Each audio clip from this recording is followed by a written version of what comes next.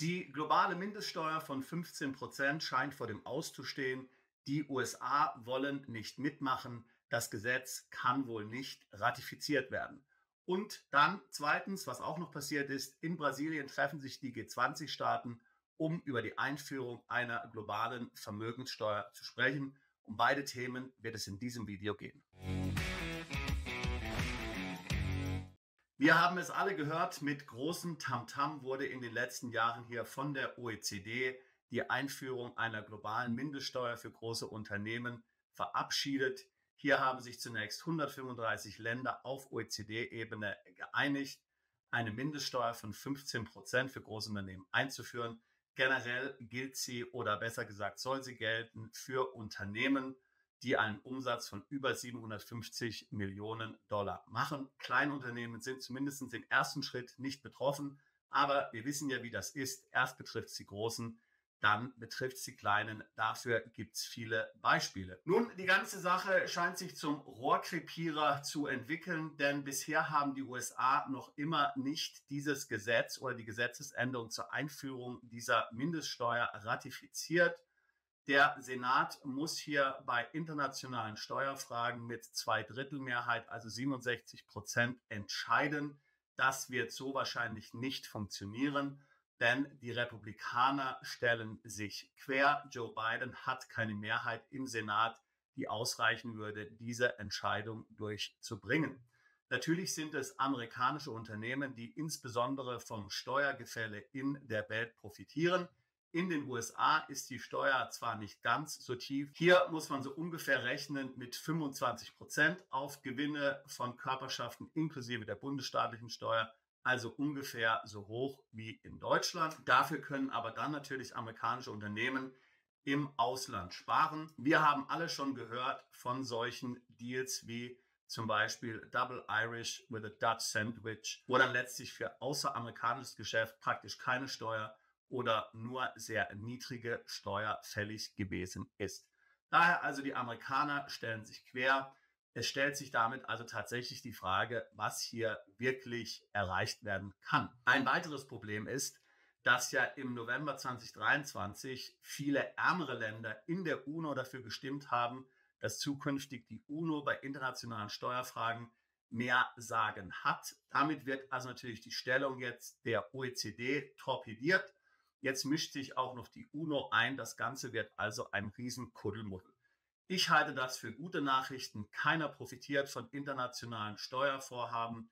Wir alle profitieren davon, dass die Länder untereinander konkurrieren um ihre Kunden, sage ich jetzt mal, ja, also um Steuerzahler, um Unternehmen, um natürliche Personen, die sich dort niederlassen wollen. Hier geht es um die Freiheit des Einzelnen. Natürlich, große Unternehmen sind zunächst betroffen. Wir alle haben kein Mitleid mit großen Unternehmen. Wir allen stehen möglicherweise großen Unternehmen suspekt gegenüber und den Milliardären, die sie beherrschen. Aber wie gesagt, am Ende geht es nicht um die Milliardäre und um die großen Unternehmen, sondern hier um jeden Einzelnen, der einigermaßen mit harter Arbeit sich hier ein kleines Vermögen oder ein beträchtliches Vermögen aufgebaut hat. Es sind die der Staat eigentlich kriegen will. Und mit dem Vorwand hier bei den Milliardären zuerst abzukassieren, bekommt er einfach solche Entscheidungen, Steuern zu erhöhen, viel leichter durch, als wenn er von Normalbürgern hier sprechen würde. Vielfach vergessen wir auch, dass ja ohnehin Unternehmen nicht nur auf Gewinne Steuern bezahlen, sondern auch vor allen Dingen dafür, dass sie Mitarbeiter beschäftigen und dafür Lohnnebenkosten bezahlen müssen. Diese sind in vielen Ländern im Grunde genommen zwischen 10 und 15% auf den Bruttolohn des Mitarbeiters, welche das Unternehmen hier als Arbeitgeberbeiträge hinzugeben muss. Das ist letztlich auch eine Steuer. Wir nennen es vielleicht Sozialbeiträge, aber tatsächlich ist es auch eine Steuer. Und diese werden ja völlig unabhängig vom Gewinn fällig. Ob das Unternehmen nun Gewinn macht oder nicht, spielt gar keine Rolle. Diese Steuern müssen trotzdem bezahlt werden. Daher ist es vielfach einfach auch Falschinformation und Augenwischerei hier zu sagen, dass große Unternehmen keine Steuern bezahlen. Ja, Steuergerechtigkeit ist eine gute Sache, aber vielfach wird eben Steuergerechtigkeit heute mit Steuerdiktatur gleichgesetzt und das kann für niemanden gut sein, auch für die, die nicht Milliardäre sind. Es scheint jedoch so, als wenn die OECD hier diesen Trend nicht mitbekommen hätte, denn tatsächlich trifft sie sich hier wieder. in Brasilien und mal wieder geht es um eine globale Vermögensteuer. Auch hier wird von den sogenannten 3000 Milliardären gesprochen, die nicht genug Steuern bezahlen und deren Vermögen deshalb hier abgeschöpft werden soll über eine globale Vermögenssteuer.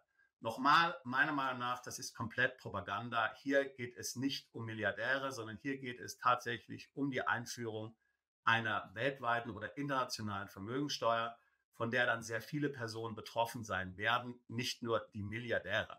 Wir haben ja schon vor kurzem darüber gesprochen, dass die EU die Einführung eines Vermögensregisters geplant hat. Hier müssen Vermögensgegenstände, die einen Wert von über 200.000 haben, registriert werden. Es geht also wirklich nicht um Milliardäre, sondern um jeden, der hier sich ein bescheidenes oder auch größeres Vermögen hat aufbauen können, ohne deswegen gleich Milliardär zu sein. Präsentiert hat den Vorschlag in Brasilien der französische Ökonom Gabriel Zucman, ein Kollege des unsäglichen Thomas Piketty, der ja mit seinen Ramschbüchern hier alle möglichen Falschinformationen verbreitet hat. Bei manchen ist auch Zucman schon involviert gewesen. Zucman also präsentiert hier eine globale Vermögensteuer für Milliardäre in Höhe von 2%. Diese soll also auf sämtliches Vermögen dieser Milliardäre fällig werden, egal ob sie nun hier Ausschüttungen aus Kapitalvermögen machen oder nicht.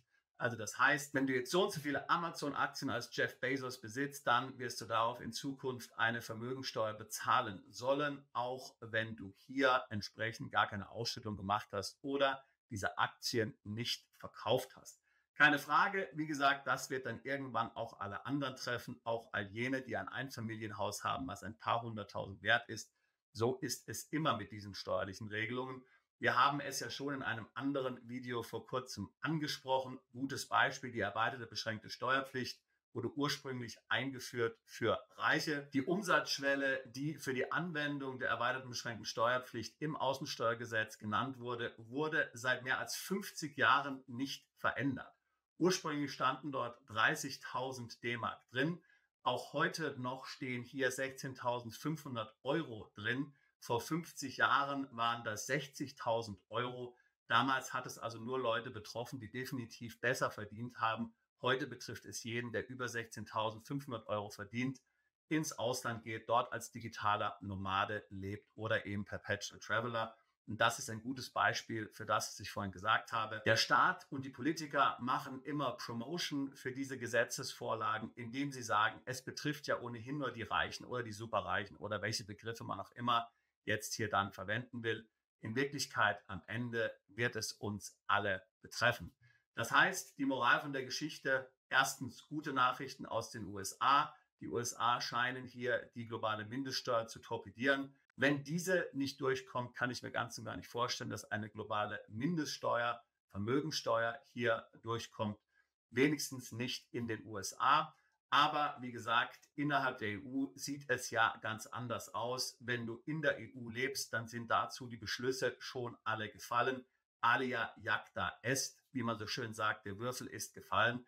Da kannst du dich nicht mehr herauswinden, außer du verlässt die EU und hast kein Vermögen in der EU. Wenn das Themen sind, die dich interessieren, wenn du gerne die EU verlassen willst, Deutschland verlassen willst, ins Ausland umziehen willst, um dein Vermögen zu schützen, um dich steuerlich zu optimieren, dann lade ich dich zu einem Beratungsgespräch ein. Link packen wir hier in die Beschreibung mit rein. Wir helfen seit fast 20 Jahren Mandanten dabei, ins Ausland umzuziehen, ihre steuerliche Situation zu optimieren, neues Vermögen aufzubauen und Vermögen zu schützen.